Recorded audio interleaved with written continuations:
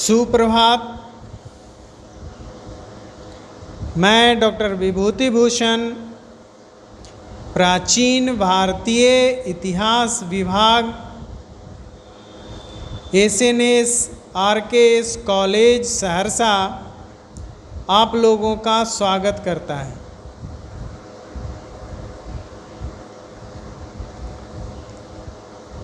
आज मैं आप लोगों के साथ महरौली लौह स्तंभ लेख के बारे में कुछ चर्चा करेंगे।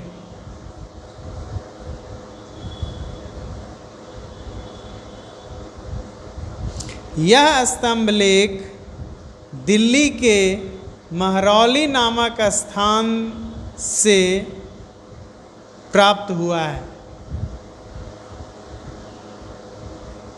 जो कुतुब मीनार के समीप स्थित है। इस महरौली लौह स्तंभ लेख में 3 श्लोक अंकित हैं, जिसमें चंद्र नामक राजा की उपलब्धियों का वर्णन है।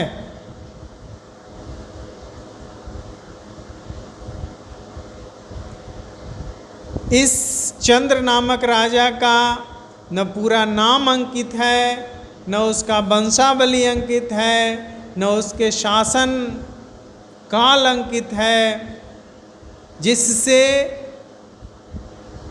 यह पहचानने में इतिहासकारों को मुश्किलें खड़ी हो रही है कि ये चंद्र नामक राजा कौन था।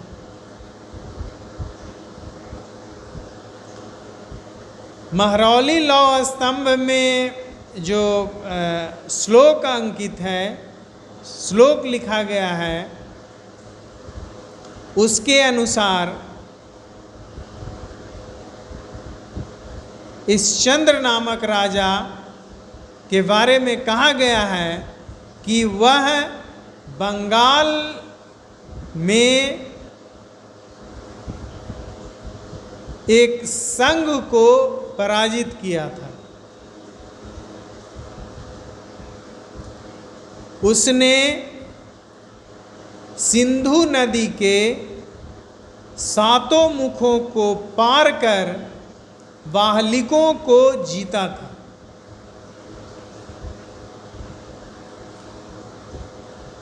उसकी कृति दक्षिण भारत में समुद्र तट तक फैली हुई थी।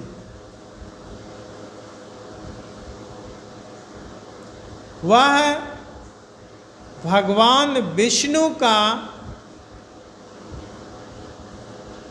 परम भक्त था, यानी कि वैष्णव धर्म मानने वाला शासक था। और इन लेखों से ऐसा प्रतीत होता है कि यह लेख इस चंद्र नामक राजा के मरने के उपरांत लिखा गया है।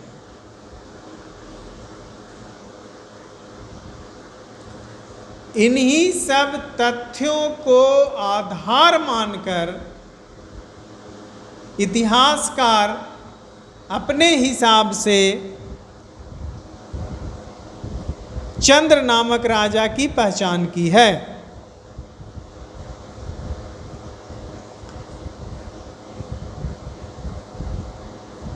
वह प्राचीन भारत के जितने भी चंद्र नामक राजा थे, उससे समचीन कर उस चंद्र नामक राजा को पहचानने का प्रयास किया है।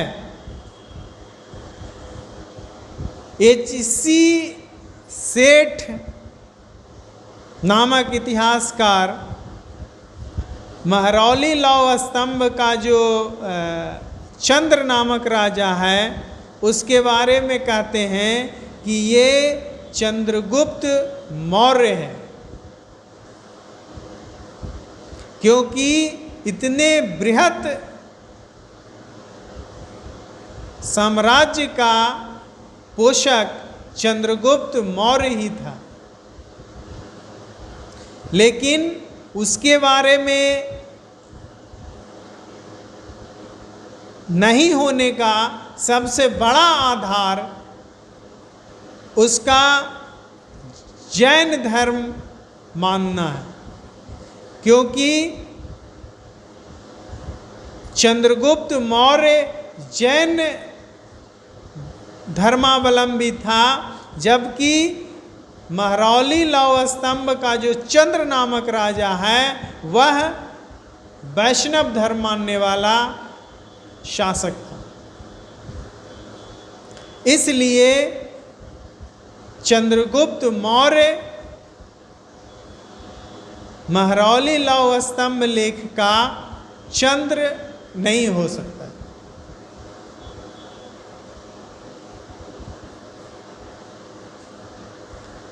अब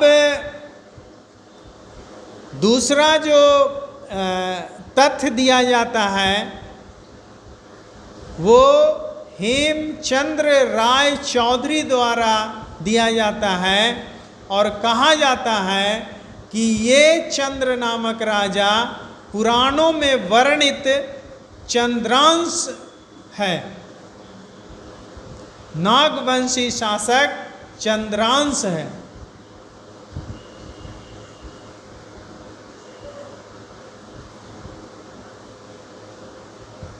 लेकिन इसके मानने में सबसे बड़ी बाधा ये है कि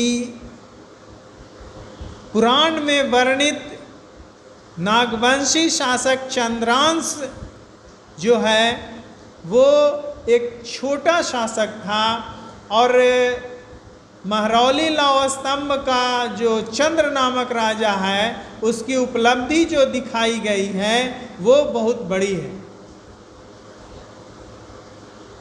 इसलिए नागवंशी शासक चंद्रांश महरौली लौह स्तंभ लेख का चंद्र कतई नहीं हो सकता।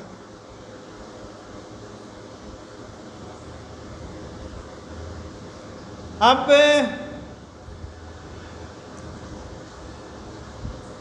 तीसरा जो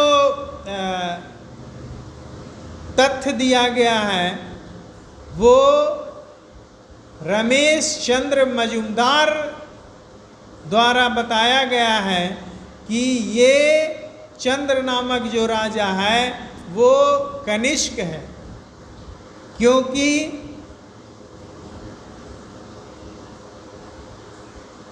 अफगान क्षेत्र से कुछ पांडुलिपियाँ मिली हैं जिसमें कनिष्क को चंद्र कनिष्क कहा गया है, और कनिष्क के ही अधिकार में वाहलिक या वल्क क्षेत्र आता था। इसलिए ये चंद्र नामक जो राजा है वो चंद्र कनिष्क है, कुषाण शासक कनिष्क है।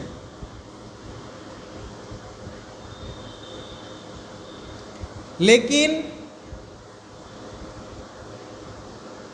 इस मत को मानने में सबसे बड़ी बाधा ये है कि ये जो चंद्र कनिष्क है कुषाण शासक, ये बौद्ध धर्म को मानता था, जबकि महरौली लौह स्तंभ का जो चंद्र नामक राजा है वो वैष्णव धर्म मानने वाला है।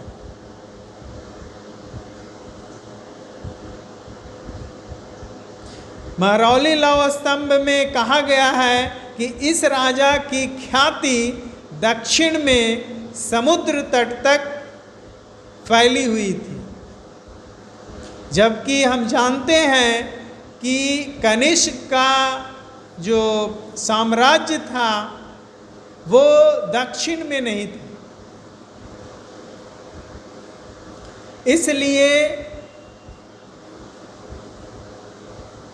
महरौली लौह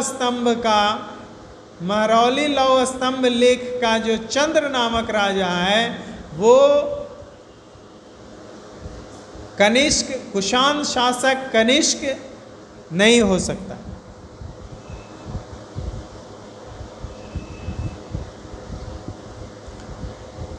अब फ्लीट और आयंकर जैसे इतिहासविद इस चंद्र नामक राजा की समता चंद्रगुप्त प्रथम से किया है। गुप्त शासक चंद्रगुप्त प्रथम से किया है। लेकिन इसमें सबसे बड़ी बाधा ये उत्पन्न होती है कि चंद्रगुप्त प्रथम एक छोटे से क्षेत्र का शासक था, प्रारंभिक शासक था, जिसका साम्राज्य इस चंद्र नामक राजा की ख्याति से बहुत कम था, बहुत छोटा था। इसलिए चंद्रगुप्त प्रथम महरौली लौह स्तंभ का चंद्र नहीं हो सकता, कभी नहीं हो सकता। अब कुछ इतिहासकार समुद्रगुप्त को इस चंद्र नामक राजा बताते हैं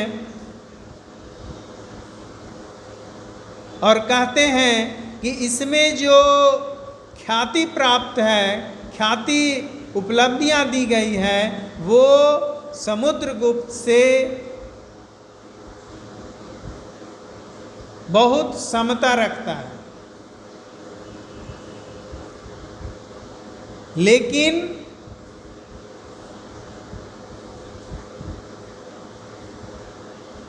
महरौली लौह स्तंभ लेख का जो चंद्र है वो समुद्रगुप्त नहीं हो सकता, क्योंकि समुद्रगुप्त एक अश्वमेध यज्ञ किया था जो मरणोत्तर है, जिसका वर्णन इस लेख में नहीं किया गया है। दूसरा जो प्रमाण ये है कि समुद्रगुप्त को किसी भी स्थान पे कहीं भी या किसी स्रोत से यह नहीं प्रतीत होता है, प्रमाणित होता है कि वो चंद्र नाम से संबोधित किया गया है। इन आधारों को रखते हुए इतिहासकार इस नतीजे पे पहुंचे हैं कि समुद्रगुप्त महरौली लौह स्तंभ का चंद्र नहीं हो सकता। उसके बाद इतिहासकार इस चंद्र की समीकरण चंद्रगुप्त द्वितीय विक्रमादित्य से किया है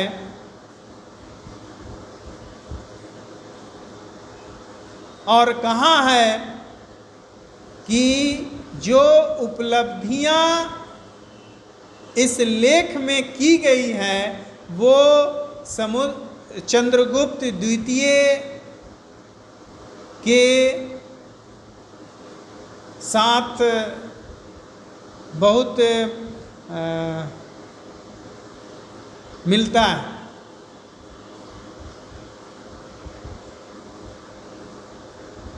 इसलिए ये महरौली लौह स्तंभ का जो चंद्र नामक राजा है वो संभवतः चंद्रगुप्त द्वितीय विक्रमादित्य ही है।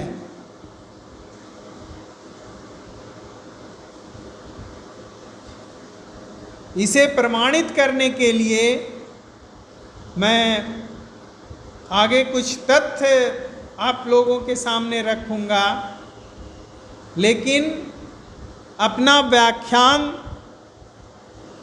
यहीं समाप्त करता हूँ।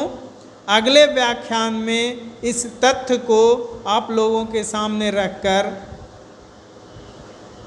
व्याख्यान को आगे बढ़ाऊंगा।